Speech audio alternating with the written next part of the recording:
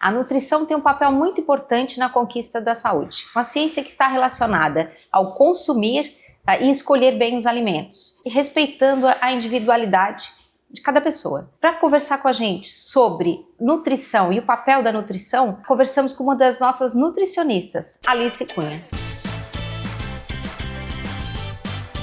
Alice, o que mudou nos hábitos alimentares dos brasileiros nos últimos anos? Então, hoje tem uma procura muito maior pela praticidade. O pessoal tem menos tempo e mais praticidade. Então, cresceu muito o iFood, as marmitas prontas, o delivery, porque o pessoal prefere algo rápido hoje. Então, ficou nessa de uma comida mais rápida. Mais prática. Essa comida mais rápida, ela pode ser saudável? Ela deve ser saudável. Há uma procura muito maior pela área da saúde, pela alimentação saudável. Muito mais hoje o pessoal preocupado com a sua saúde e consequência do que estética. Mas pela falta de tempo, a mídia vem crescendo, às vezes com informações distorcidas, mais para venda, e as pessoas têm menos tempo de ler o produto.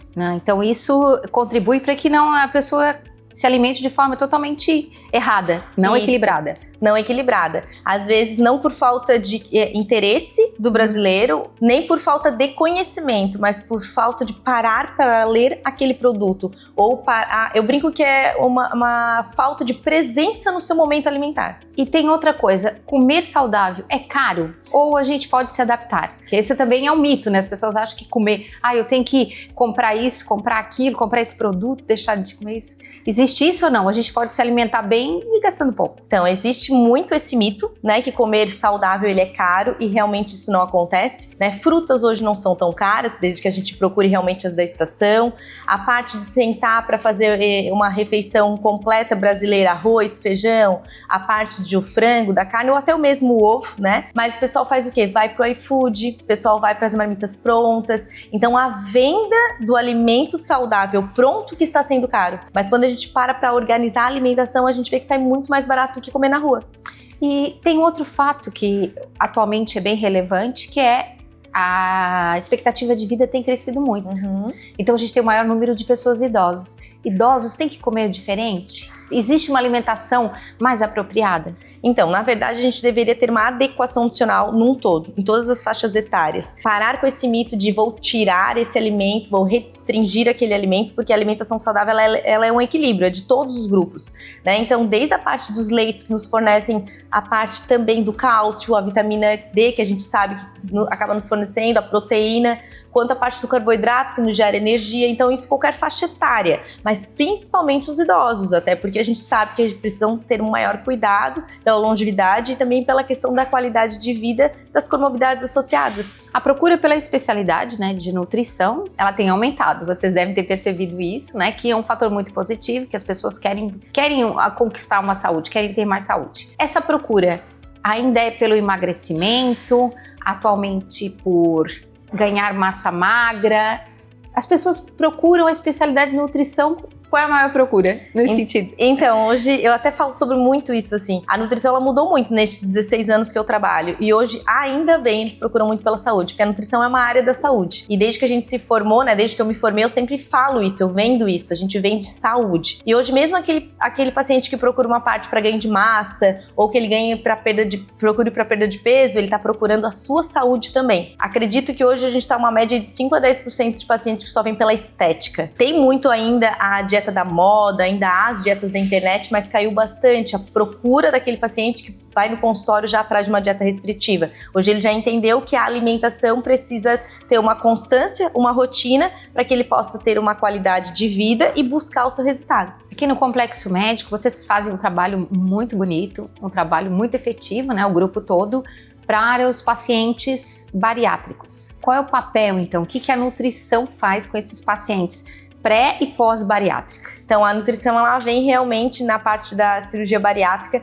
para trazer qualidade de vida desse paciente. Porque a cirurgia bariátrica é uma ferramenta. Então, a gente faz com que essa ferramenta acelere, sim, o processo de emagrecimento, mas de uma forma saudável. Para que a cada peso que se perde, a gente possa realmente trazer saúde a esse paciente. Então, há uma adequação nutricional para que ele perca peso rápido, mas adequadamente, para que não venha ter uma desnutrição, a gente não tenha uma perda de massa magra muito absurda, para que a gente tenha todo esse cuidado. Então, a nutrição, ela vem tanto no pré, para preparar o corpo daquele paciente para uma cirurgia, que a gente sabe que é uma cirurgia de grande porte, mas no pós-operatório a gente vem para cuidar de cada fase de perda de peso desse paciente, adequando o estado nutricional dele de acordo com as necessidades e suplementando para que esse paciente use a ferramenta para o resto da vida. Então é um paciente que ele fica um tempo com vocês para essa adaptação, para esse novo modo de vida, né? Sim, a gente precisa que o paciente entenda esse processo e que ele entenda que a nutrição vai caminhar com ele pelo menos por um ano,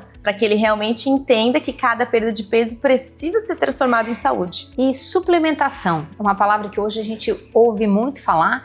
E o que seria uma suplementação e quando ela é indicada?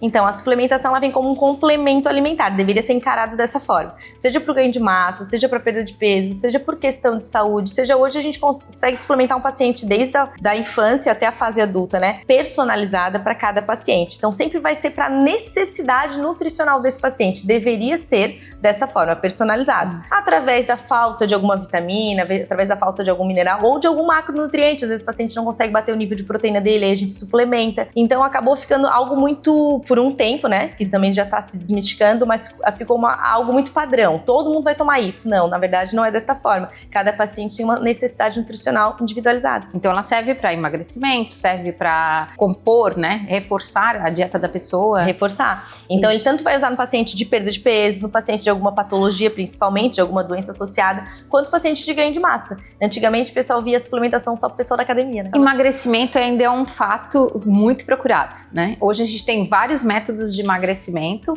mas as pessoas procuram como é que emagrecer de forma saudável. Então, para que a gente possa entender que foi de forma saudável, o paciente tem que se manter magro. Então, eu sempre falo que o tratamento vai começar pela boca.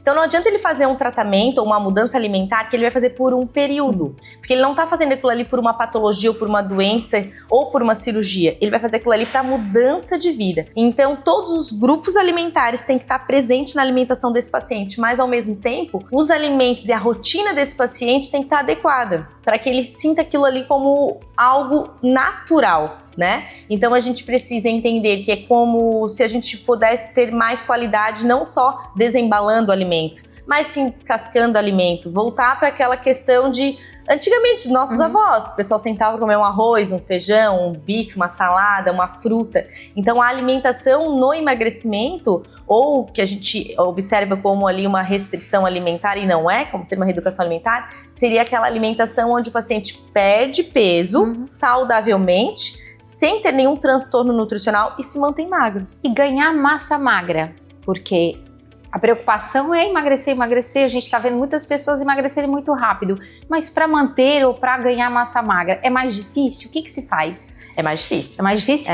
A definição muscular, o ganho de massa, ele se torna mais difícil, porque ele é muito mais constante. Eu brinco que é muito triste o paciente da definição ou da hipertrofia, porque se ele não bater a proteína dele corretamente, se ele não bater o carboidrato dele corretamente, ele vai realmente perder aquele processo. A bebida alcoólica atrapalha muito o paciente de ganho de massa, e mesmo o ganho de massa, ele precisa ser saudável, né? E nem sempre o ganho de massa vai vir só pro paciente da estética, ou do paciente da maromba, ou da musculação. A gente faz ganho de massa no paciente idoso, de sarcopenia, a gente faz ganho de massa no pessoal da cirurgia bariátrica, a gente precisa fazer o ganho de massa no paciente hoje que faz os usos das canetas, né, que tá muito na moda, porque a gente precisa fazer a perda de peso saudável. Quando a gente fala perda de peso saudável, é trocar a gordura pela massa magra, e a massa magra precisa caminhar junto com essa perda de peso, e aí por isso que é mais difícil. E agora a gente iniciou no verão, qual é o tipo de alimentação que a gente deve priorizar? Para continuar tendo uma alimentação saudável, né? Ou para passar um verão bem de saúde? Sim. Eu sempre falo que nessa época do ano é uma época que a gente precisa de alimentos leves. A gente precisa hidratar muito. A gente deveria procurar alimentos que fosse realmente rico na parte de água, hidratação e alimentos mais leves. Então, carne brancas, então frutos do mar, a parte do frango. A gente até deve sim comer carne vermelha, né, rica em vitamina B12, mas a gente deveria diminuir o consumo nessa época pela questão da digestão, mas não retirar. Continuar com o consumo de carboidrato, mas carboidrato de maior qualidade, né, que a gente fala.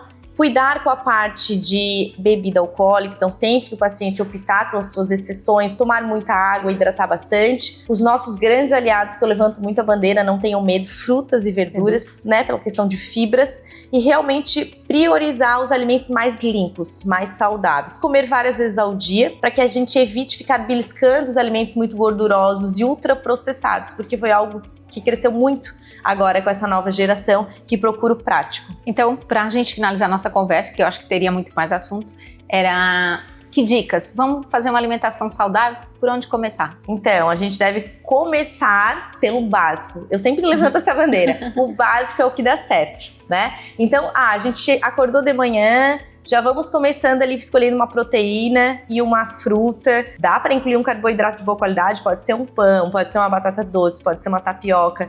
Depois vamos lembrar da hidratação ao longo do dia, porque os pacientes bebem muito pouca água.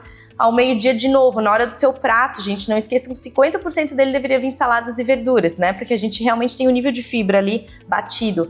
Proteína e carboidrato, de novo, então um arroz, botar ali uma proteína magra, como um frango ou um peixe. No decorrer do dia, nos lanches intermediários, sempre tentem conciliar proteína com alguma fibra, né? Então, um iogurte com fruta, dá pra gente comer um omelete e botar de sobremesa uma fruta. Na parte do jantar, tem muita gente hoje, né, que prefere os lanches práticos. De novo, um sanduíche natural, uma crepioca ou repete o almoço. Então a gente vê que é uma alimentação limpa, não tem necessidade de ficar pagando pelo desembalar, né? Tá certo. Muito obrigada. Obrigada.